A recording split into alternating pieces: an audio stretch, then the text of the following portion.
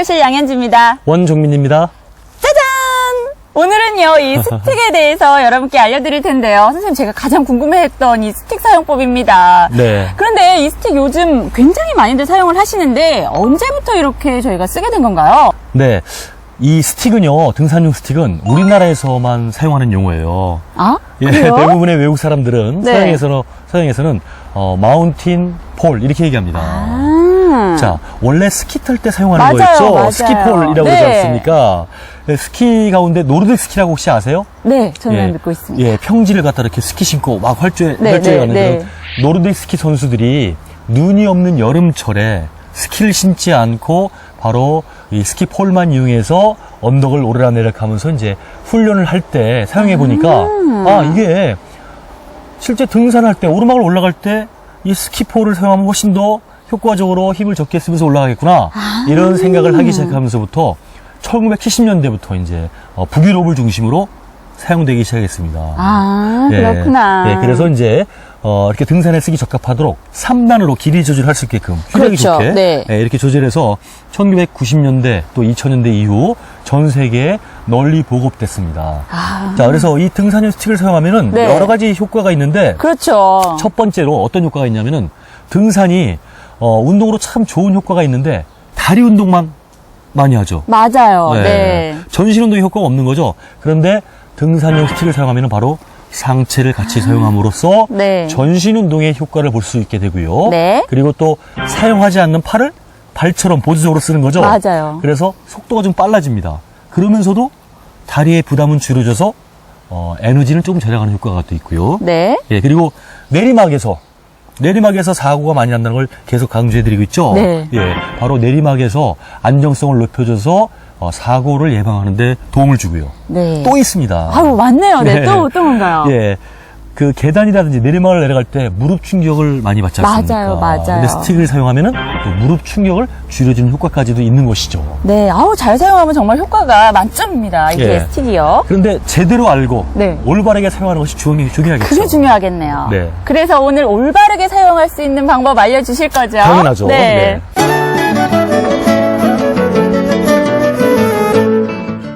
선생님, 이 등산용 스틱은요, 굉장히 튼튼하고 가벼운 소재로 만들어야 될 것 같은데, 여기가 어떤 재질로 되어 있는 건가요?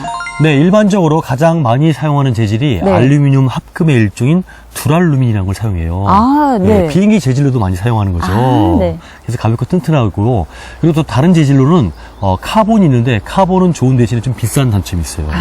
그리고 티타늄도 튼튼하고 좋은데 네. 역시 좀 비싼 그런 게 단점이죠. 그래서 널리 사용하는 것이 바로 두랄루민을 쓰는 겁니다. 자, 그리고 네. 이 스틱은 길이 조절을 해야 되죠. 그래서 그렇죠. 길이 조절하는 방식이 여러 가지예요. 이게 쭉 빼는 방식이 있고, 그다음에 이렇게 버클로 돼 있는 것도 있고요. 양현지 씨 거는 돌려요. 돌려서 네. 이렇게 조여주는 방식이죠. 네. 그런 여러 가지 방식이 있고요. 네. 네, 각 부분의 명칭을 살피면은요. 네. 이 끝은 바로 강철 스파이크가 돼 있죠. 보통 네. 스파이크라고 얘기합니다. 자, 이 고무캡은 휴대할 때 다치지 않기 위해서 씌워놓는 거죠. 네. 그리고 이 위에 달린 동그란 링은 네. 스노링이라는 거예요. 아. 눈에서 더 이상 들어가지 말라고 하는 말라고? 건데 네. 바스켓이라고도 얘기합니다. 그런데 이 스노링과 바스켓은요, 눈이 있을 때만 쓰는 게 아닙니다. 네. 눈이 없을 때도 반드시 끼워서 사용해야만 되는데 어떤 문제가 있냐면은 이게 없으면은 걸어갈 때 간혹 바위 틈에 이 스파이크가 맞아요, 툭 들어가서 맞아요. 안 나와요. 내 몸은 갔는데 네. 이게 안 나와서 좀 문제가 있죠. 네. 그래서 항상 이 스노링은 끼워서 사용하는 것이 좋습니다. 네. 예, 그리고 요 윗부분에 보면은 손잡이 끈이 있죠. 끈이요. 예, 네. 그리고 손잡이가 있고 이렇게 네. 이제 구조를 갖췄고요. 자, 길이 조절을 해야 되는데 네. 길이 조절할 때는 보통 평지에서는요. 네. 중간 길이, 그리고 오르막은 좀 짧게, 내리막은 좀 길게 하는 것이 적당한 길입니다. 아. 그런데 등산하다 보면은 평지, 오르막, 내리막이 연속되어 있죠. 네. 근데 그때마다 멈춰서 계속 가지고 이거 이거 하기가. 조절하고 있으면은 혼자 떨어져 남죠. 그렇죠. 다른 사람 앞에 하고 나 혼자 남아 맘따됩니다. 있어요. 예. 그렇기 때문에 그 조절하는 게 쉽지가 않습니다. 맞아요. 그래서 그냥 올라갈 때는 보통 중간 길이인 팔꿈치가 직각이 되도록 길을 네. 맞추고요. 내려올 때만 조금 길게 빼서 사용하는 것이 보통 일반적인 사용법입니다. 자, 그러면은 길이 조절법 한번 같이 해보도록 할까요? 네. 자, 보통 3단으로 돼 있죠. 제일 아랫단은 최대한 길게 빼냅니다.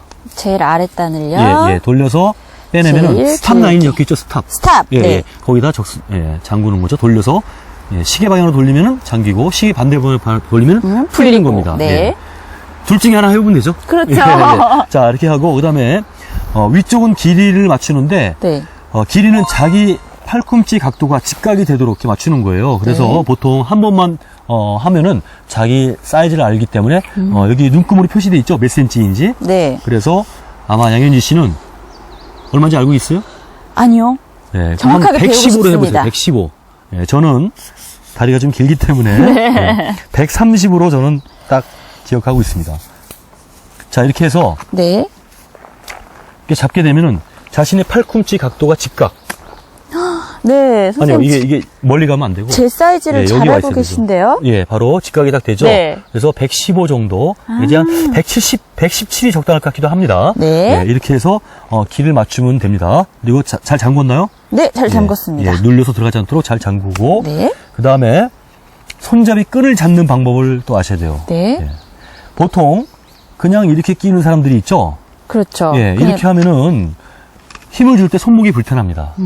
그리고 손을 사용하고자 할 때 손잡이가 벗어나지 않죠. 아, 네. 그리고 간혹 넘어졌을 때 손을 짚게 되면은 이 손잡이 오. 때문에 손가락이 골절이 되고 그러네요. 뭐 이렇게 위험하네요. 문제가 될 수가 있어요. 그래서 이 방법은 옳은 방법이 아니고, 자, 밑에서부터 손을 밑에서 위로 올려서 손바닥으로 가볍게 눌러줍니다.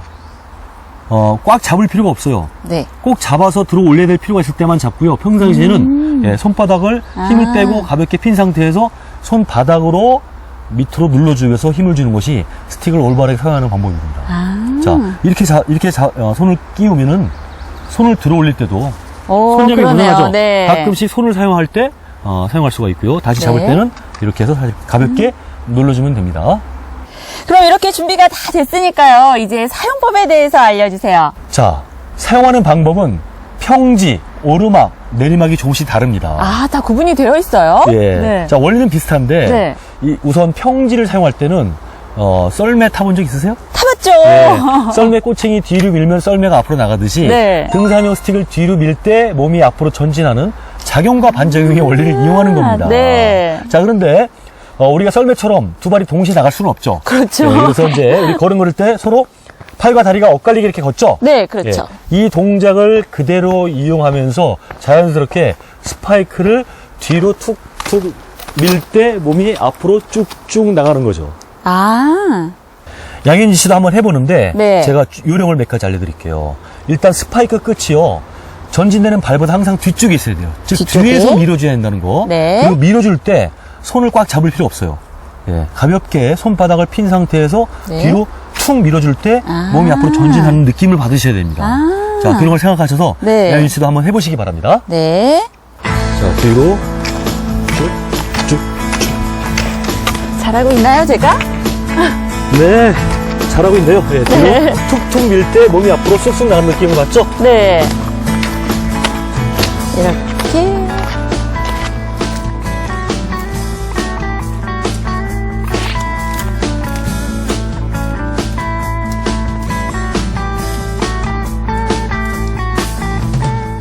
네, 평지에서 지금 배워본 기술은요.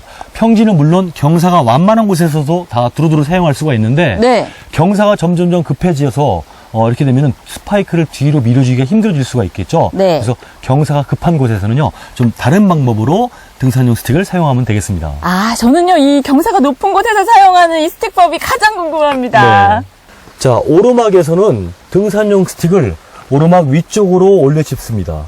이렇게 짚고 네. 몸을 붙여서 상체를 기대듯이 하고 팔을 아래쪽으로 내리 누르는 힘을 주면서 그 힘을 이용해서 발을 위로 올리면은 발의 힘이 줄어들고 팔의 힘에 의존하기 때문에 좀 더 편안하게 발을 위로 올릴 수가 있죠. 그런데 팔을 네. 팔이 완전히 쭉 펴질 때까지 이게 동작을 연속적으로 해주고요. 그 다음 동작에 다시 위로 올려 짚고 또 반복적으로 올라가는 겁니다. 네. 자, 양현지 씨가 한번 제가 지금 설명드린 내용을 네. 한번 그대로 해보세요. 제가 봐드리겠습니다. 네. 먼저 짚고 기대고 하나, 둘, 셋, 넷. 네, 그렇게 맞나요? 하고, 예, 맞습니다. 다시 하고, 위로 올려짚고, 네. 예, 몸을 기댑니다. 기대고. 예, 내리 누르면서, 예, 쭉 일어나죠. 발에 부담이 훨씬 줄어든다는 걸 느끼겠죠? 네. 예. 자, 그럼 같이 한번 올라가 보도록 할까요? 네. 자, 위로 짚고, 기대고, 의지하면서 밑으로 누르면서 다리를 위로 쭉 올립니다. 다시 스틱을 위로 올려서 짚고, 의지하고 밑으로 누르면서 발을 위로 쭉 올립니다. 양현지 씨, 네. 우리 타이거 스텝 배웠죠? 배웠죠? 예, 타이거 스텝 올라가면서 발을 엇갈리면서 쓰는 거죠? 네. 자, 등산용 스틱을 사용할 때 타이거 스텝을 같이 이용해도 돼요. 한번 같이 타이거 스텝 사용하면서 해보도록 네. 하겠습니다. 자, 위로 올려 짚었죠? 네. 그 다음에 타이거 스텝을 쓰는 거죠, 바로. 예, 이렇게 등산용 스틱과 타이거 스텝을 같이 쓰면은 더 효과가 높겠죠? 그렇네요. 예, 실제 그렇죠? 네. 지금 올라갈 때 다리 힘이 거의 안 들어가죠? 이렇게 오. 오르막을 올라가면서 다리 힘이 전혀 안 들어가는 느낌? 네. 그런 느낌을 받을 수가 있죠? 자. 내리막길에서 등산용 스틱을 사용하면은 두 가지 이점을 얻을 수가 있어요. 두 가지나요? 네. 예, 하나는 내리막길에서 안전사고가 많이 발생하죠. 그렇죠. 예, 등산용 스틱을 사용하면 중심을 잘 잡을 수가 있기 때문에 잘 넘어지거나 미끄러지지 않아요. 네. 예, 그리고 또 하나의 장점은 내려갈 때 무릎 충격을 줄여줘서 무릎을 보호하는 효과를 얻을 수가 있는 것이죠. 그렇죠. 예. 자, 직접 보도록 하겠습니다. 네. 예, 등산용 스틱 스파이크를 아래쪽으로 내리짚습니다. 살짝 의지하는데 경사가 얕으면 손바닥으로 손잡이끈을 가볍게 눌러주는 게 제일 편안합니다. 아. 근데 경사가 좀 급하면은요, 이렇게 동작이 불편하겠죠. 그러면은 손잡이 윗부분을 손바닥으로 눌러줘도 괜찮아요. 근데 지금은 그냥 손바닥으로만 의지하겠습니다.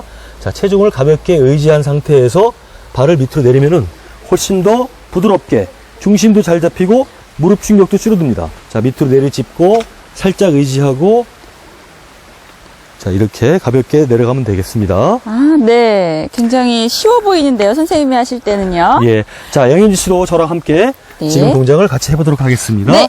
자, 밑으로 내려짚고 살짝 의지하고 네. 가볍게 내립니다. 셋, 넷. 네. 자, 다시 밑으로 짚고 네. 가볍게 의지하고 와, 예, 선생님. 지형이 좀 험한 곳에서도 훨씬 더 안정감을 얻을 수가 있죠. 네. 확실히 팔에 힘이 들어가면서 지탱이 딱 되는 것 같아요. 예, 무릎 충격도 없고요, 거의. 네. 이렇게 경사가 급해지면은 네. 스틱 길이가 더 길어질 필요가 있죠. 그렇죠. 예, 그럴 때는 손잡이 윗부분을 눌러주면은 길이 연장 효과를 볼 수가 있어요. 네. 자, 밑으로 짚을 때 손잡이 윗부분을 잡고 살짝 눌러주는 거죠. 예. 자, 이 상태에서 내려가면 됩니다. 내려가면서 손잡이 끈은 보세요. 다시 자연스럽게 눌러주는 형태로 바뀌고 네. 다시 내려갈 때는 손잡이 윗부분을 잡고 밑으로 내리고 눌러주고 다시 내려가면서 손잡이는 다시 원래대로 잡아주고. 아, 이게 자동적으로 되네요. 네. 자, 이제 드디어 다 내려왔네요. 네. 양현지 씨 오늘 등산용 스틱 사용해보니까 어땠어요? 사실은 제가요, 처음이어서 그런지 너무 불편하고 조금 힘들기는 했습니다. 아, 처음 사용하면 불편한 게 당연한 겁니다. 아, 네. 왜냐하면은 양손을 자유롭게 사용해야 되는데 맞아요. 등산용 스틱이 있으니까 짚을 때라든지 몸 동작할 때 매우 불편하고 스트레스 받아서 머리가 아플 정도가 되겠죠. 네.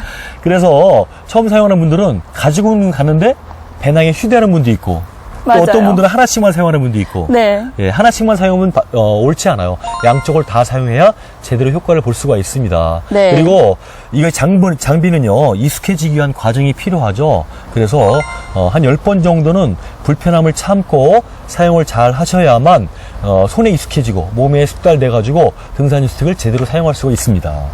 네, 오늘 이렇게요, 등산용 스틱 올바른 사용법에 대해서 알아봤는데요. 저처럼 초보이신 분들은 오늘 알려드린 내용들을 하나하나 몸에 익히시면 될 것 같고요. 이미 사용하셨는데 오늘 보니까 내가 잘못 사용했구나 하시는 분들은요, 올바르게 고치시면서 아주 즐거운 등산 그리고 유쾌한 등산, 스마트한 등산 하시길 바랄게요.